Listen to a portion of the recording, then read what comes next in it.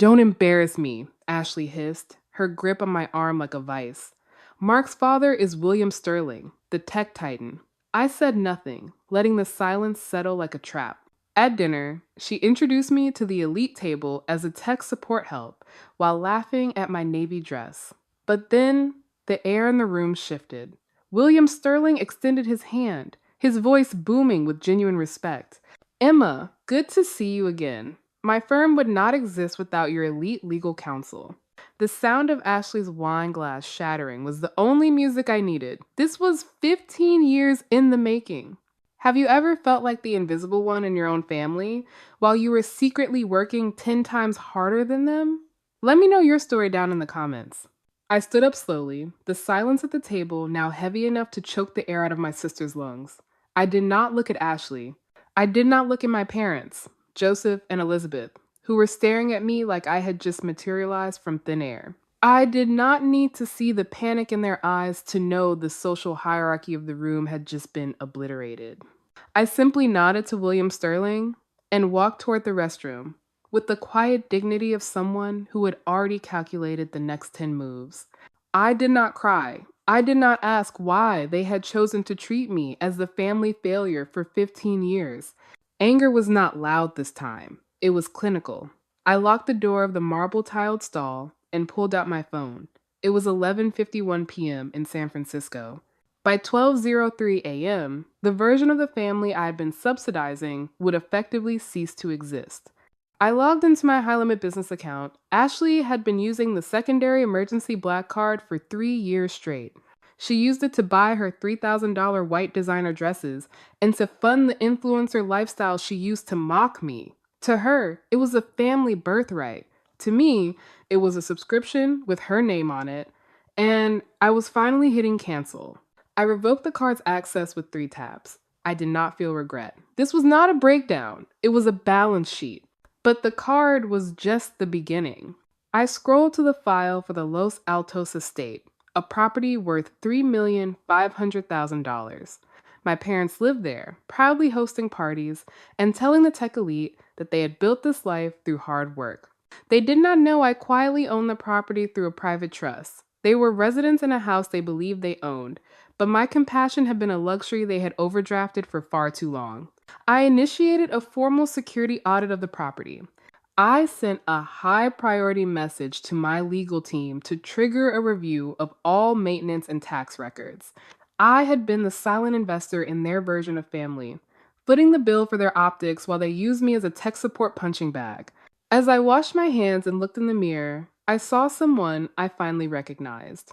I was not the library ghost anymore. I was the architect of my own retribution. I walked back out into the gala, the cool air of San Francisco hitting my face like a clean slate. Everything stayed silent for hours as I left them to their confusion. But in my head, their insults kept echoing, reminding me that the debt of honor was finally being called in. This was not revenge, it was accounting. I drove my beat-up 10-year-old car away from the gala. The engine's hum, a sharp contrast to the high-pitched screams I knew were currently erupting back at the terrace. I have been the library ghost for 15 years. While Ashley was busy buying 100,000 fake followers and curating a life of unearned luxury on our parents' dime, I was curating the legal strategy for the most powerful venture capital firm in the world. To them, I was just the quiet one, who did not measure up to the Golden Child's debate trophies or her Georgetown pedigree. My family believed my $450,000 base salary was a mid-level government pittance that barely paid for my modest lifestyle. They did not know that my real income, the dividends from my shadow partnership, could have bought Ashley's entire social circle 10 times over. They certainly did not know I was the one who quietly paid the $85,000 for my father Joseph's emergency surgery 3 years ago.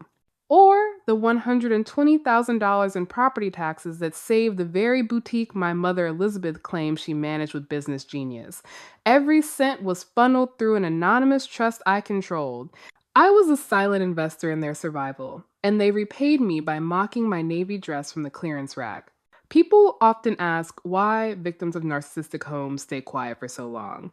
They see it as weakness or a lack of self-respect. But for me, it was the invisible chain of the survivor. Growing up in a house where only one child was allowed to shine was like living in a prison without bars. I learned early that invisibility was the only way to protect my progress. If they had known I was succeeding, they would not have been proud. They would have found a way to siphon it off or tear it down to keep the hierarchy intact. My silence was not a choice, it was a strategic withdrawal. I let them believe I was small so I could grow into a titan in the shadows, far beyond their reach. I pulled into the driveway of my actual home, a $3,500,000 smart estate in Los Altos that remained a ghost on social media. It was a fortress built on 15 years of being the family's second choice. Every time Ashley mocked my old car or my simple apartment, I did not feel hurt. I felt like a creditor watching an interest rate climb. My compassion had been a financial resource they treated like an unlimited overdraft. But as I sat in my darkened living room, watching the security audit of the other house begin on my screen, I knew the line of credit had finally hit its limit. This was the price of their silence. And now, the interest was due in full. My phone vibrated against the nightstand at exactly 6:00 a.m. It was not a call. It was a link to an Instagram story. I did not need to click it to know that the silence from the gala had finally fermented into desperation. Ashley was sitting in her car, her designer makeup expertly smeared to look like she had been crying for hours. To her 60,000 followers, she was the victim of a disturbed and jealous sibling. I have tried to help my sister for years, she whispered into the camera, her voice trembling with practiced precision. But some people are just consumed by bitterness. Emma has always been unstable, and last night she reached a breaking point. She actually tried to manipulate my future father-in-law, William Sterling, by pretending to be someone she is not, just to ruin my engagement. I am so embarrassed for her. I watched the video with clinical detachment. I did not feel the heat of anger. I felt the cold realization of the illusion of power from an empty wallet. Ashley was the perfect case study. For a decade, she had used my money to construct a persona of elite status, but she had never understood the difference between having and being. Her power was a mask she had been renting with my equity. She believed that because she stood in expensive rooms and wore custom-made gowns, she had earned a seat at the table. But the moment the black card was revoked, the rental agreement on her identity expired. People like Ashley are terrified of the truth because they have no internal value to fall back on when the material facade crumbles. Without the $6,500 couture and the ability to drop $20,000 on a whim, she was just a hollow shell with a large following of strangers. She was not just defending her ego. She was fighting to keep the mask from falling off in front of the Sterlings. The video was followed by a barrage of texts. One from my mother. Emma, how could you be so cruel? Ashley is hysterical. You have created a mess that might cost her everything. Call us this instant. Then, the ultimatum from Ashley herself. I do not know what you did to my card, but you will fix it now. You will call Mark and William Sterling, apologize for your behavior, and tell them you are having a mental episode. If you do not, you are dead to this family. You will never see us again. I did not answer a single one. I went back to my spreadsheet, watching the security audit results for the Los Altos house begin to populate. The numbers were clear, factual, and lethal. They were not shocked by what they had done. They were shocked that I had stopped playing along. My compassion had been a luxury they had overdrafted for years, and now they were discovering the reality of a zero balance account. Inside my office, the screen glowed with a different kind of sunrise, the kind made of facts and quiet retribution. The mask was slipping, and I was about to show the world exactly what was underneath. I walked into William Sterling's private study at 10 a.m. The room was silent, smelling of expensive leather, and the kind of old money that does not need to shout. William did not look like a man about to hand over $50 million. He looked like a titan weighing a risk against a certainty.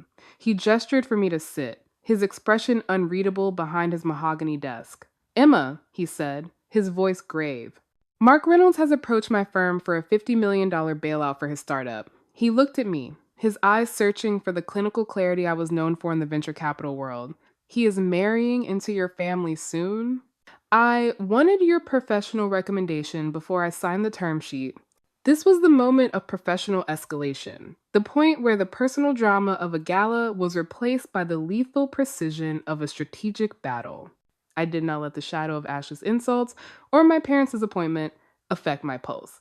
I was not there as a sister. I was there as the lead counsel and shadow partner of a tier 1 firm. I opened my leather briefcase and pulled out a single thick folder. William, I said, my voice as steady as a surgeon's. This is not an investment opportunity. It is an autopsy. I slid the documents across the desk. I had spent the last 3 hours analyzing Mark's ledger and the digital footprints of his shell companies. The numbers were clear, factual, and undeniable. I pointed to the discrepancies that had been buried under complex accounting jargon. Mark had not just mismanaged the initial capital, he had embezzled $15 million to fund the $300,000 wedding and the private jets Ashley demanded for her influencer brand. But the lethal part was not just the theft. I turned to the second half of the report. My investigators found the communication logs. I explained. Ashley did not just spend the money. She coached him on how to hide the burn rate from the board.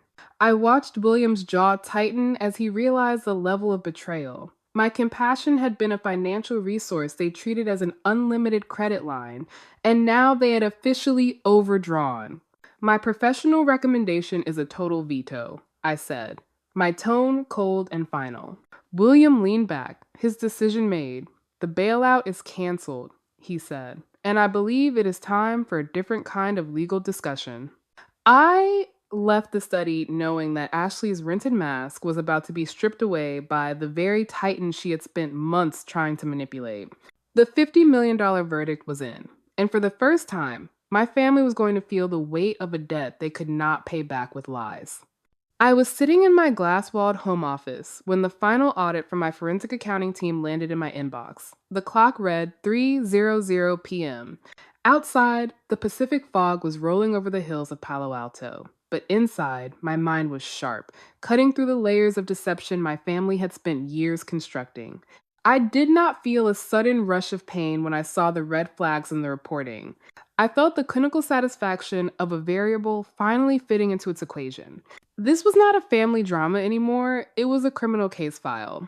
The trust holding the Los Altos estate, the house worth $3,500,000 that I had allowed my parents to live in for free, showed a massive, unauthorized withdrawal. A $300,000 home equity line of credit had been opened 4 months ago. I looked at the digital signature on the application. It was a perfect replica of my own. But the metadata was their undoing. The IP address used to sign that document traced back to the primary desktop in the Los Altos study. My parents, Joseph and Elizabeth, had sat at their desk and systematically forged my identity to steal $300,000 from the very daughter who was keeping them from financial ruin. I leaned back in my chair, my eyes fixed on the forged documents. They had used that money to fund Ashley's $300,000 wedding to Mark Reynolds. Every flower arrangement, every bottle of vintage champagne, and every tier of that obscenely expensive cake was paid for with stolen equity from a house they did not even own. They did not just want me to stay quiet at dinner, they needed me to stay invisible so they could continue their looting undetected. They had not just been ungrateful or shallow, they had crossed the line into felony-level federal fraud. My compassion had been a financial resource they treated like an unlimited credit line, and now they had officially overdrawn the account. This was the lethal discovery, the criminal twist that removed any remaining path to redemption. There was no longer a need for family therapy or long conversations about my childhood in the library. I picked up the phone and dialed a direct line to federal authorities. I did not hesitate. I did not think about the holidays we had spent together or the fake smiles in Ashley's Instagram photos. My silence had been a strategic survival mechanism, but that strategy was now shifting toward full-scale liquidation. "This is Emma," I said, my voice as cold as a bank vault. "I have documented evidence of identity theft and bank fraud involving $300,000. The perpetrators are my primary residents at the Los Altos estate. I am sending over the forensic audit, the IP tracking logs, and the original trust documents. I want to press charges. Full prosecution. No exceptions." I hung up and watched the digital files upload. The line was drawn. By the time they realized the Sterling bailout was gone and their social standing was collapsing, they would discover that their primary creditor was no longer their daughter, but the government. The tech support help they had mocked was gone. The architect had finished the blueprint, and now the walls were closing in. The doorbell echoed through my foyer at exactly 6:00 p.m., a sharp, jagged sound that lacked the arrogance of my father's usual knock. I did not need to look at the security monitors to know who was standing there. The Pacific fog had finally settled over the hills of Palo Alto, and with it, the cold reality of their choices had finally brought them to my doorstep. I watched the feed. Joseph, Elizabeth, and Ashley stood huddled together under the porch lights. They looked diminished, their expensive designer armor tarnished by the $300,000 weight of the crimes they had committed against me. For 15 years, they had mocked my sad little apartment, and now they were seeing the reality of my $3,500,000 smart estate for the first time. I opened the door and let the silence settle between us. It was clinical, the kind of silence you find in a boardroom before a hostile takeover is finalized. My mother's eyes were swollen, her pearls replaced by a frantic, white-knuckled grip on her handbag. "Emma, please," she whispered, her voice cracking. The elite, condescending tone she had used at the gala was gone, replaced by a naked, desperate plea for salvation. Mark's father pulled the bailout. Mark is facing an investigation. The banks are calling in everything. We have nowhere to go. Ashley stood behind her, the influencer mask she had worn for a decade completely shattered. She was hollow-eyed, staring at the marble floor of my entryway rather than a camera lens. She had finally realized that her rented status was a luxury she had defaulted on years ago. She was not an influencer anymore. She was just a co-conspirator in a failing scam. My father stepped forward, trying to summon a remnant of his former authority. "We are family, Emma. We made some mistakes. We were under pressure. But you have the resources now. You have the money. You have to fix this for us. You have to save the family." He still used the word family, like a contract he thought I was legally obligated to sign, even after he and Elizabeth had sat in their study and forged my digital signature to steal $300,000 of equity from me. He did not see a daughter standing in front of him. He only saw a zero balance account he was desperate to top up. "I have been the silent investor in your version of family for 15 years, I said. My voice was as steady as a surgeon's knife. I did not feel the heat of anger. I felt the absolute clarity of a balance sheet that had finally been reconciled. I reached into the console near the door and pulled out a single, thick manila envelope. Inside this folder, you will find the forensic audit of the $300,000 loan you forged in my name. The IP addresses, the timestamps, and the digital logs have already been handed over to the federal authorities. My mother let out a sob that sounded like breaking glass. "You are pressing charges? Against your own parents?" Elizabeth cried out, her voice echoing in the high ceilings of my foyer. "I stopped being your tech support help the day you became criminals," I replied, looking directly into Ashley's eyes. "I was tech support for your business when you were failing, but I will not be tech support for your felonies." I reached out and handed my father the final document. "That is a 30-day eviction notice for the Los Altos property. Since you stole the equity, I am liquidating the asset to recover my losses." I did not wait for their excuses or their apologies. I did not need to hear another word about the debt of blood or the importance of optics. I simply stepped back and closed the door, the heavy oak frame sealing out the noise of their desperation. This was not a family drama anymore. It was a completed liquidation. The power had flipped, the account was closed, and for the first time in my life, I was the only one holding the keys. I sat on the terrace of my smart estate, watching the first light of dawn crawl over the Silicon Valley skyline. The fog had finally lifted, leaving everything sharp, cold, and clear. Inside, my phone stayed dark. I had blocked the calls from my parents' legal representation.